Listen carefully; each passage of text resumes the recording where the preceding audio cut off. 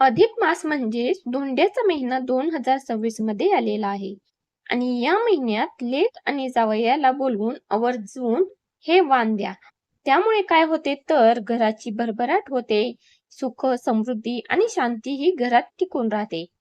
त्यामुळे कोणत्या आहेत त्या 3 मौल्यवान वस्तू ते पाहण्यासाठी व्हिडिओ शेवटपर्यंत नक्की पहा, स्किप अजिबात करू नका. त्याचबरोबर या महिन्यात दान, जप, सेवा केलेले पुण्य अधिक मिळते. अधिक मास म्हणजे काय तर अधिक मासाला पुरुषोत्तम मास किंवा धोंड्याचा महिना असेही म्हणतात. हा महिना साधारणपणे 3 वर्षांनी एकदा येतो आणि हिंदू धर्मात या महिन्याला अत्यंत पवित्र महिना मानला जातो.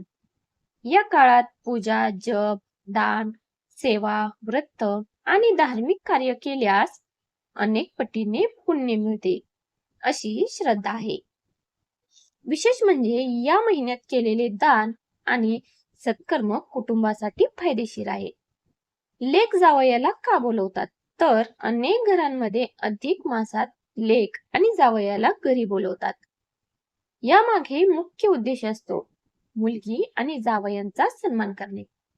पूर्वीच्या काळात मुली लग्नानंतर दूर राहत असत, म्हणून अशा पवित्र महिन्यात बोलवून त्यांचा सन्मान करत असत आणि आशीर्वाद दिला जाई.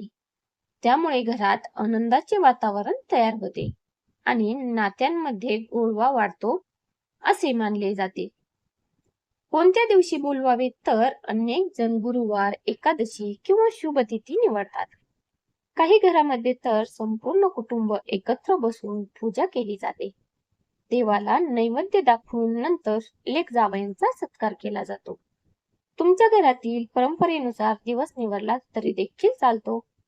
आणि महत्वाची गोष्ट म्हणजे हे सर्व मनापासून आणि तितक्याच प्रेमाने केले पाहिजे. कपडे देण्याचे महत्व काय आहे या महिन्यामध्ये तर अधिक मासात नवीन कपडे देण्याची जुनी परंपरा आहे. लेकीला साडी, ड्रेस किंवा पारंपरिक वस्त्र दिले जाते.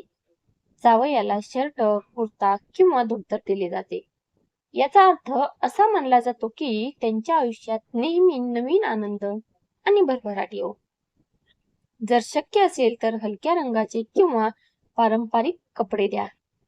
काही लोक पिवळा, हिरवा किंवा लाल रंग देखील शुभ मानतात. त्याचबरोबर गोडधोड आणि धान्य द्या. अधिक मासात गोड पदार्थ देणे अत्यंत शुभ मानले जाते. लाडू, पेढे, खीर किंवा घरगुती कोणतेही गोडधोड पदार्थ दिले जातात. तसेच तांदूळ, गहू, डाळ किंवा धान्य देण्याची देखील प्रथा आहे. यामागचा संदेश असा आहे की तुमच्या घरात अन्नधान्याची कधीही कमतरता भासू नये.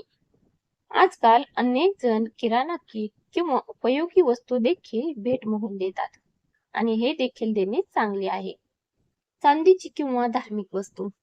काही घरामध्ये चांदीची नाणी, देवाची मूर्ती, घंटा, आरती, पुस्तक किंवा पूजा साहित्य दिले जाते. असे मानले जाते की धार्मिक वस्तू दिल्याने घरात सकारात्मक ऊर्जा राहते. जर बजेट कमी असेल तरी काळजी करू नका. मनापासून दिलेली छोटी वस्तू देखील खूप महत्वाची आहे. त्यामुळे मनापासून द्या. या महिन्यात ओटी कशी भरावी हा अनेकांना प्रश्न पडलेला असतो की ओटीमध्ये काय ठेवावे. सामान्यतः हळद, कुंकू, नारळ, फळे, तांदूळ, फुले आणि थोडी दक्षिणा ठेवली जाते. ओटी भरताना मनात चांगले विचार ठेवावे. राग किंवा दिखाव्यासाठी करू नये असे मोठे लोक आपल्याला सदैव सांगत असतात. अधिक मासात काही गोष्टी टाळणे हे शुभ मानले जाते. कोणाचा अपमान करू नये, वादविवाद अवश्य टाळावे, अन्न वाया घालवू नये. त्याचबरोबर खोटे बोलणे हे देखील टाळावे. शक्य असेल तर रोज देवाची नामस्मरण करावे. असे केल्याने मन शांत राहते आणि घरात सकारात्मक वातावरण हे तयार होते. त्यामुळे मनापासून नक्की करा.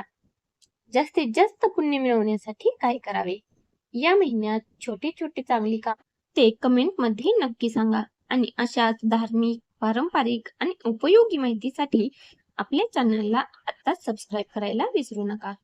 व्हिडिओ आवडला असेल तर आपल्या लेक जावयाला आणि आपल्या कुटुंबियांना नक्की शेअर करा आणि कमेंट मध्ये जय श्रीराम आणि जय श्री स्वामी